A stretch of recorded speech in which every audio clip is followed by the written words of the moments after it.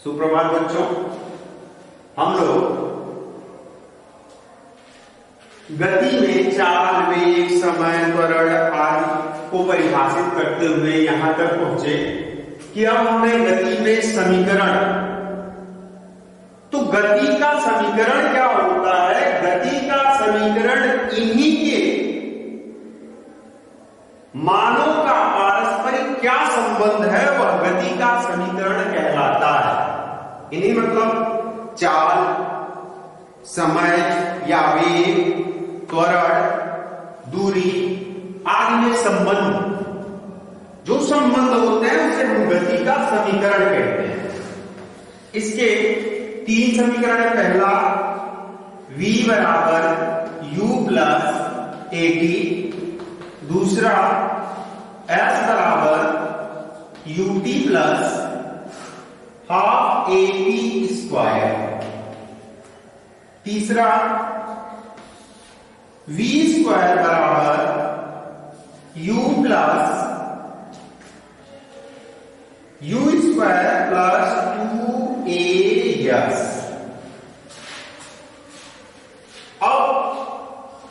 अब ये देखते हैं, मान लिया कोई पिंड u वेग से चलना प्रारंभ करता है और t समयांतराल के पश्चात वह v वेग प्राप्त कर लेता है और यस दूरी तय करता है, यस दूरी तय करता है। तब हम इन समीकरणों को हल करेंगे या निगमित करेंगे। पहले समीकरणों को निगमन करते हैं। चूंकि हम जानते हैं कि त्वरण बराबर a बराबर होता है वेग परिवर्तन।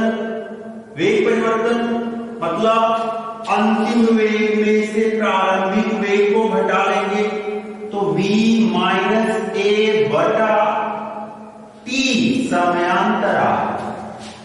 वेग परिवर्तन के समय को त्वरण कहते हैं, तो वेग परिवर्तन बटा समय हो गया।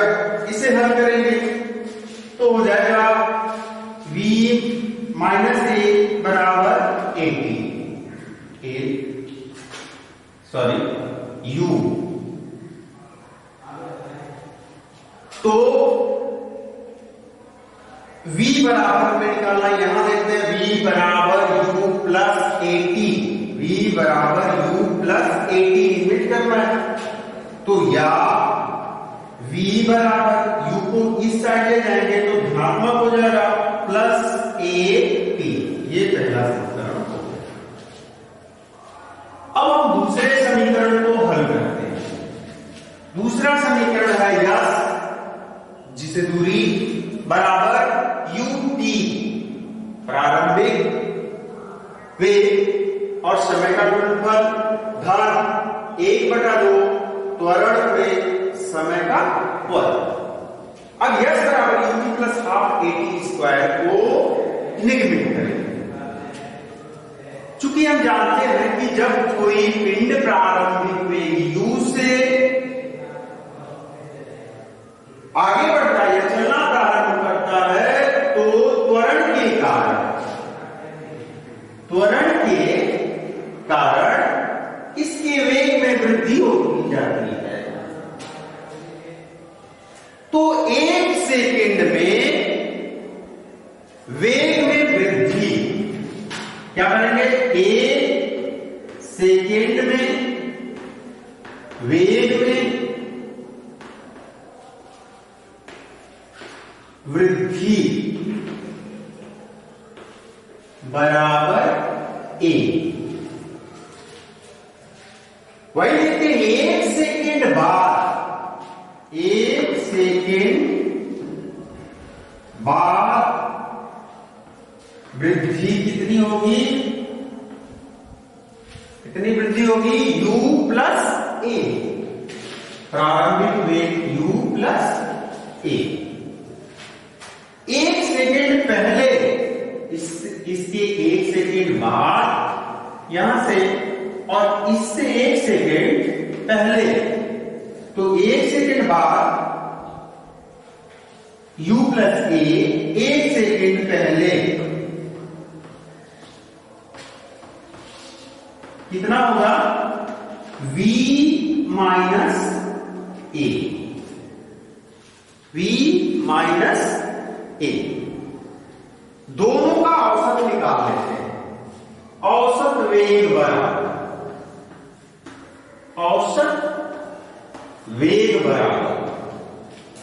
u प्लस ए धन v माइनस ए बटा 2 है तो वो कर ए से एक राशि हो जाता है, औसत वेग आता है u प्लस v बाई 2। ऐसा ही हम पुनः कर सकते हैं कि 1 सेकेंड बाद जैसे है तो 2 सेकेंड बाद 2 सेकेंड पहले तो भी वही होगा, 2a से कटते जाएगा और बार बार यही आएगा। 3 सेकेंड बाद तो फिर वो 3a माइनस 3a कट जाएगा। 4 सेकेंड बाद तो 4a माइनस 4a कट जाएगा।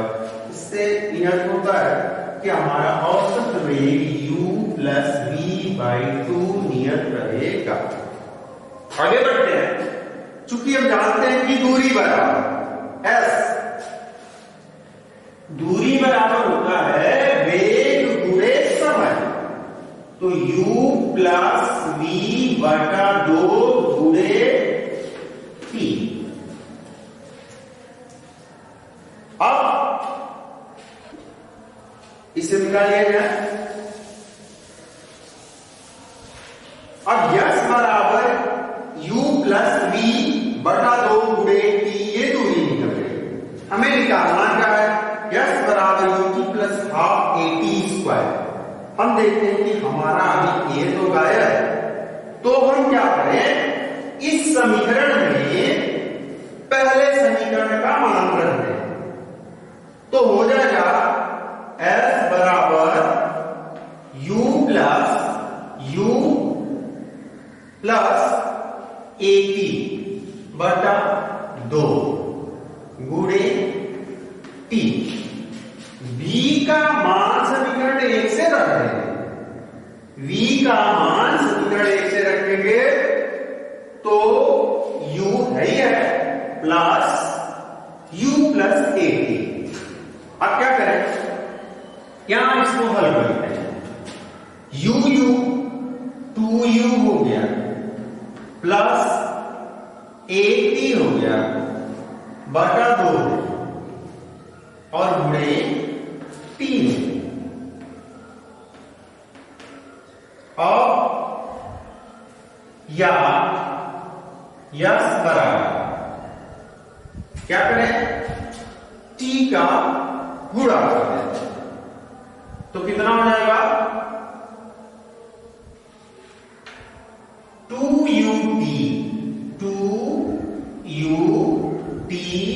बटा 2 और धन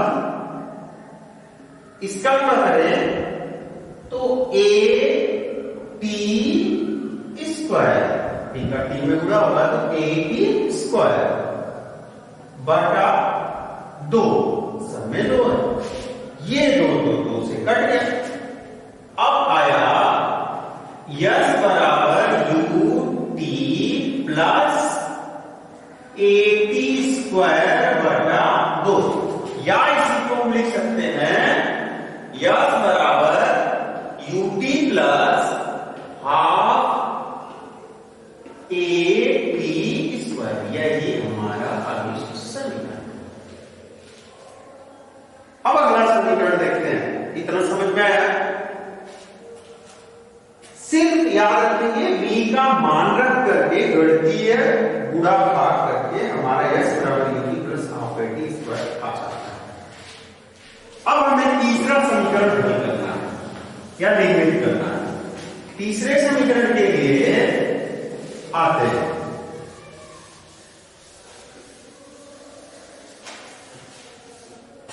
तीसरा समीकरण है v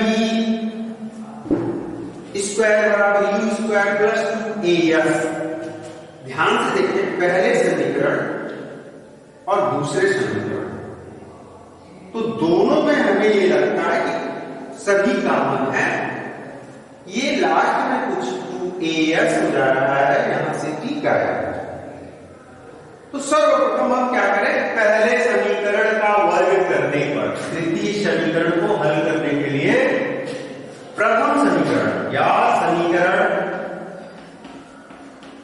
1 का वर्ग करने पर पहले समीकरण का वर्ग करें, तो ये हो जाएगा v² और दूसरी तरफ u प्लस at का हल करते हैं। u स्क्वायर प्लस ab का आप जानते हैं a धन b का होल वर्ग बराबर होता है a square b square two ab। Same process में इसका मान रख लेंगे, u square plus 2uat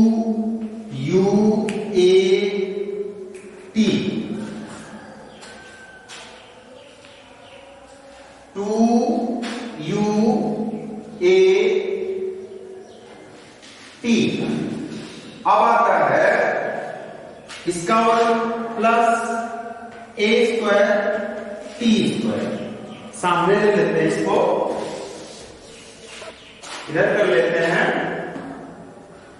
u square plus 2uat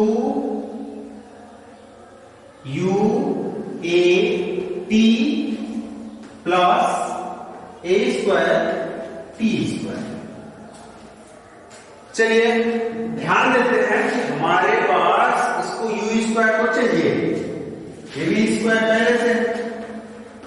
अब क्या करें इन दोनों में कि v स्क्वायर बराबर u स्क्वायर, इतना तो ठीक। हमें लाना क्या है, 2a और इसके बराबर यश होता है। तो हम क्या करते हैं, दोनों में से कुछ कॉमन है। कॉमन क्या है, जो कॉमन लेंगे वो तो 2a कॉमन ले लेते हैं प्लस 2a, शेष क्या बचता है देखते हैं। 2a निकल गया तो ut प्लस a निकल गया, लेकिन 2 चाहिए तो आगे हो जाता है, तो a t स्क्वायर बटा 2। अब क्या हो जाएगा, या v स्क्वायर बराबर u स्क्वायर प्लस 2a। चूंकि हम जानते हैं कि यश बराबर ut plus half at square, तो यहां लिख देंगे यश, ये हमारा तीसरा समीकरण हल, जिसको हम ग्राफीय विधि से भी निकाल सकते हैं। अब इन समीकरणों का प्रयोग हम कहां करते हैं, देखते हैं इन समीकरणों का प्रयोग कहां करें।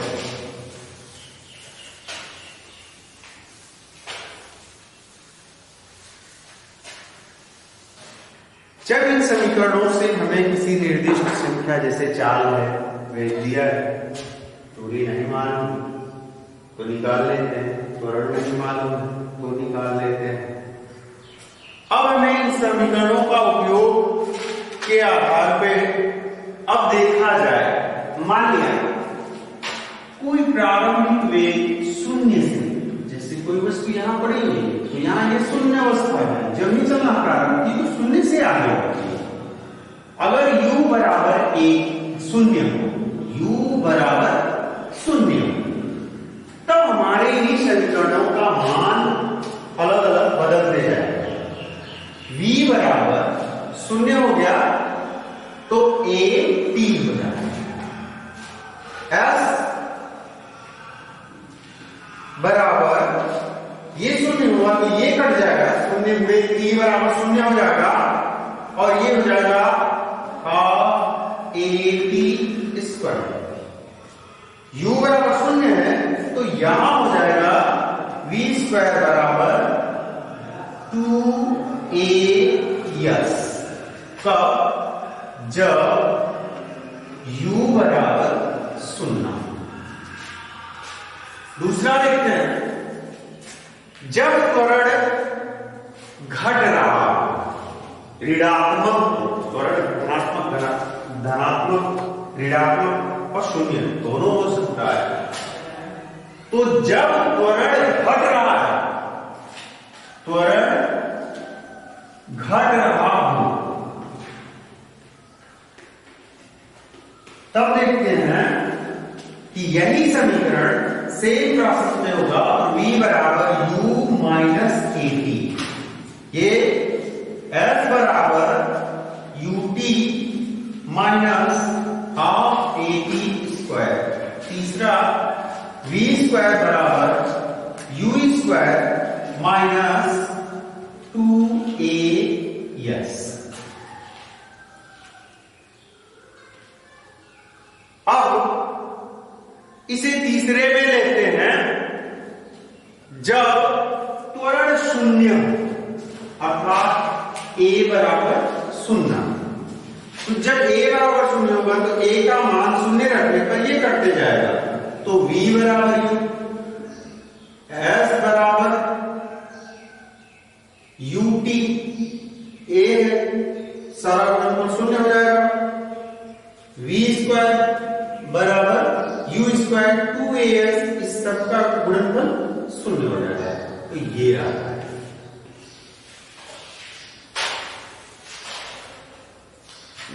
धन्यवाद।